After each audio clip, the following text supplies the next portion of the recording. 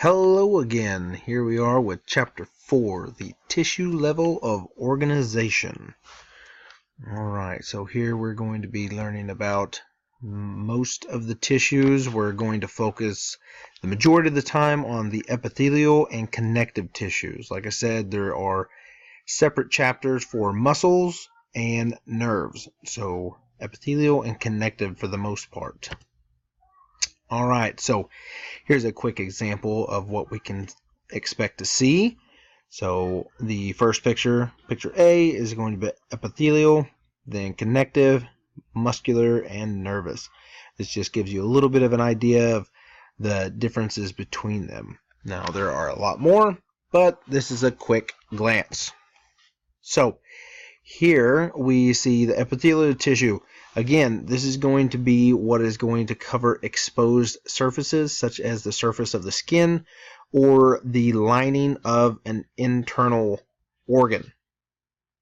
Alright, we also see it forming glands that we'll talk about. Connective tissue, supportive, we help with transportation and storing energy. This is where adipose tissue or fat cells are going to come in. And then muscle tissue, these are very specialized. They have a very specific job. Like I said, we have skeletal, cardiac, and smooth, and we'll see those a bit later. And then neural tissue, we carry electrical signals to one part of the body, from one part of the body to another.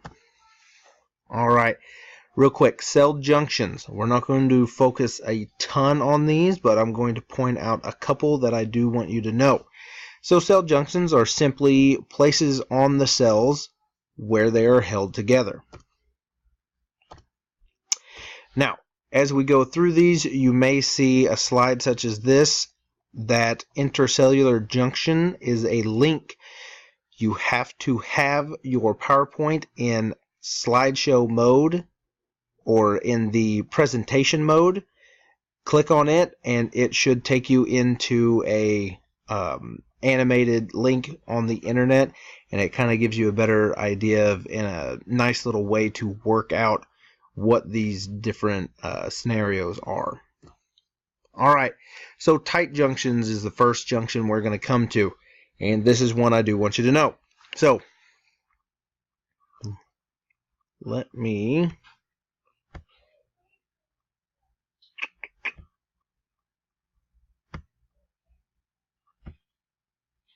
Alright, so as we can see right through here, looks like a little beaded strand along the surface of the cell.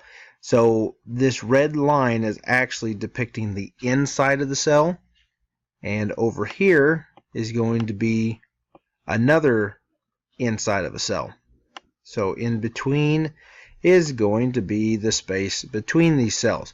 So these tight junctions are going to be kind of a web-like junction between these cells, and this is going to create a tight enough junction to where there are no passages of substances between these cells. So where would we want to find these? Maybe in a hollow organ such as the urinary bladder. We really don't need urine leaking out of our bladder. So tight junctions is one I do want you to know. Again, web-like strands is a very easy way to remember what these are. Alright, adherent junctions. I like to think of these like a Ziploc bag. So we've got these little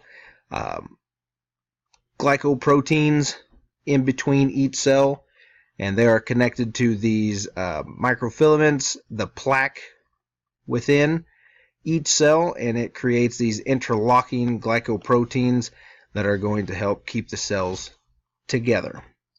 Desmosomes, I do like these two. They are more of a spot weld, the way that they're described. Again, interlocking glycoproteins, but the plaques are not completely around the entire cell. They are in one particular spot. Now we'll go back here. So this is going to be the desmosome. Here we would see the adherent junctions.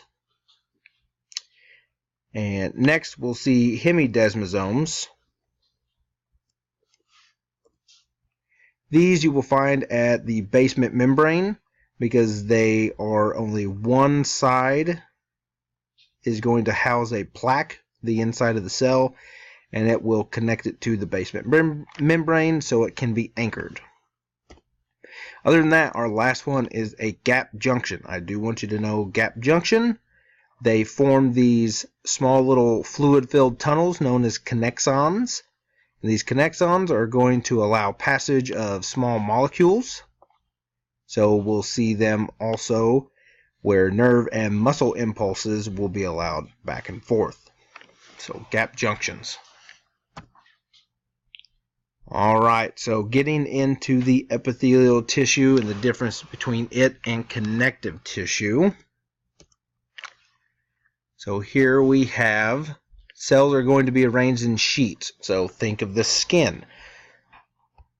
Then densely packed, and then junctions are present, so we do actually have connection between each cell. Then there's going to be a basement membrane. This allows it to be arranged in sheets. It is avascular, so there is no direct blood supply running through this particular type of tissue. There is a blood supply to it, but it does not have blood moving through the epithelium. Alright, but we do have a nerve supply. And then mitosis is going to occur frequently. This is how we can heal if we get a scrape or a cut. Alright, so some functions. We provide physical protection. Again, think of the skin. Abrasion, dehydration, pathogens, anything that is going to try and invade our body. Our first line of defense is the skin, and this is going to help with that physical protection. Control permeability. Again, chemicals. This is going to be a good way to keep things outside of the body that we really don't want in. Provide sensation. We have a lot of sensory nerves found within the epithelial tissue all throughout the body. And then we do have some specialized epithelium. This is going to be glandular, and we're going to see a few of these glands here in a bit.